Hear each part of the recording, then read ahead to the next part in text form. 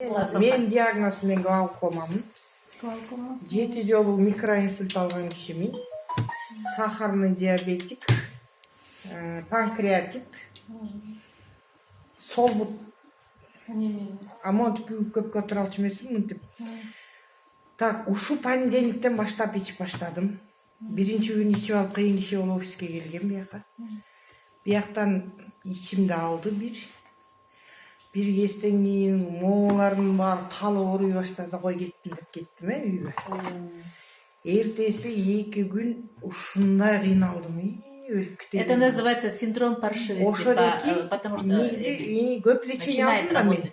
Эгер коскосо, значит, таасир этет деп любой дарыны айтышат го. Анан 2 күн жаттым, балдарым бар, алгин саялы бар, обезболивающий ичесиңби деп тегеректеп турушты. Жок, чыдап көрөйүчү, чыдап турайлы. 2 күн уктаганда калчылдайм, бир кезде тердеп чыгам, бир кезде үшүп чыгам, бир кезде жапкыладайм, бир кезде ачкыладайм. Как климак, да? Не знаю, климакс болуп көрдүм. Не, имеется в виду, Анан калчылдап өлө кыйналдым, бир кезде мо денемдин баары өлөйүн деди. Безгек болуп. Туалетке барайын десем, тапандап басып ишенсеңиз. Анан улуу балам кыйкыра баштады. Бул деген мама каяктагын баштадың, мунун коского атпас больницага деди. Больница эмес, мен чыдайм, 2-3 күн чыдап көрөйүн, болбосо анан больницага баргыла дедим. Алар болсо көнгөндө оорусам эле барыптыр. Скорый менен көтөрүп барып жаткыза калып баркыза калып. Анткени жанагы любой ооруп атканда мен жанагы эптеп капельницага жетсем жаным калчудай болом да. Эптеп больницага жеткиз келем, ошо мага кап айтса эле жаным калат дей берем да. Анан кийин 2 күн кыйналдым да, анан кечөө 3 күн кыйналдым, калп айтпайм. Кечөө эртең турсам ясныймын. Мындай. Башым кастан. Ясный ум, да? Ясный ум, бүт бар сон болуп калды да. Түндө өлөйүн деп уктаптырмын. Таң аткычактым эле. Сон это тоже лечение. Вообще уктай алчумсун оңа. Түндө аябай жакшы уктаптырмын. Тиги уулум айткандай, сиз коңурук тарта баштаганда өктөп биз уктадык деди. Ошентип айтты да.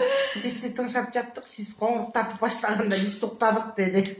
Жоксо таң аткычак 3 күн момунтуп отурдум да, анткени денем бир кызыктуудай ооруду, анан алаканым кычышты, эмне эффект болду билбейм. А биринчи күнү мен уйку эсим постоянно тамак ичсем эле приступ бере берчү да. Акыркы күндөр ошентип калгам да. Ичим ысыгам. Бул поочередно тиет окшойт деп калдым. Анткени кечөө көзүм ооруду. Көзүм чылпак, көптөн бери көптөр чыкпай калган. Көзүм чылпактанып, көзүм ооруду да, кечөө башым ооруду да. Чучуда көзүм ачыга таптырдым. Кеченде жатарда көзүм ооруду, бардым дагы кайра бир күн чайчтым дагы. Телефон чукуламай уктабайбыз да, баягы спокойной ночи малышы да алып иштик. Анда отуруп уктап калыптыр. Анан эртең менен тиги уулум айтып атпайсыз, коңурук тартып баштаганда биз ошо момун эле 2 мал ичип атам. Мен ушуну бирок как-то интуициям, өзүмдүн интуициям аябай ишенем да, ушуну аябай ичким келди да, уккандан бери элечи. Анан байын тиги Динара алып бербеди. Раз тиги эжем да келип экинчи коробкасын заказ кылып кетти, үзбөй ич деп.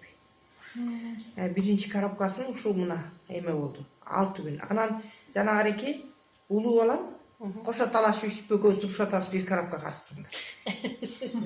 Ал деген мен деле ичип көрөйүнчү кана деп ал да ичип баштаган. Анда кандай эффект? Анын деген бул деген геморрой, улум. Парок. Анан неме? Тамак ичти ичин алып кетип элешке чыгып атышты. Дура прямо кишкасын урушуп атышты. Тамак ичсе, таң калчумун деди. Тамак ичип болгулайм, бата кылгыла деп. Сен зря эле ичет экенсиң, ичпей эле коесуң, урушуп берчүмүн да. Кечөө аныкы 3 күндөн кийин коскоду. Кечөө ичим түйүлүп атат, мама эмне эле анын эмне кылам деп бияктан чалбады мен отурганда. Эмне кылмаган, жылуураак жамып жат, мен кантип жаттым эле ошентип жат деп ушку.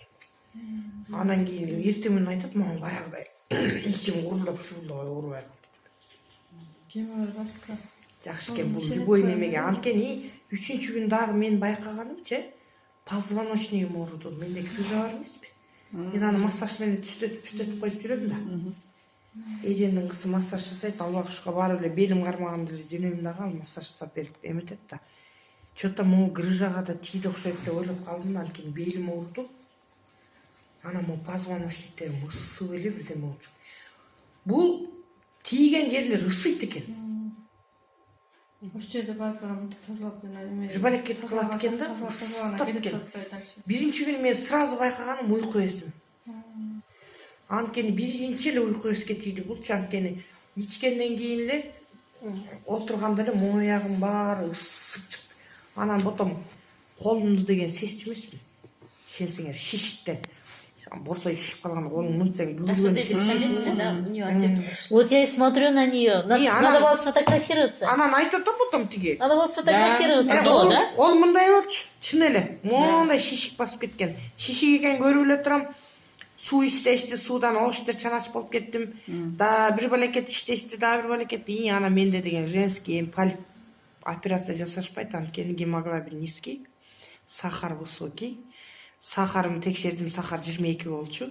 Понедельникте да бир текшерип көрүшүм керек. Меники 19-тан 22-де кечейин менин наблюдением боюнча өткөн жылкы июльдан баштап түшө элек. Түшүрө албай коюшту. Экспресс барбы? Кап айтет, жок, ошо жок. Понедельникте ошо поликлиникага барып сахарымды текшерем, эгер ушул Өткөндөн кийин текшерип. 2 неделе.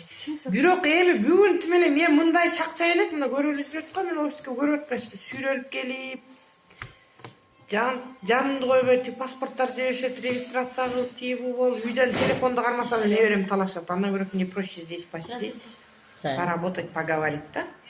А үйдөн болсо эне деп эле телефонун талаша берет. Үйдө 6 телефон бар, 6-ын меникин эле талашат го, ошол эмне бар экени бар экен. Белесте калган бербейсиз.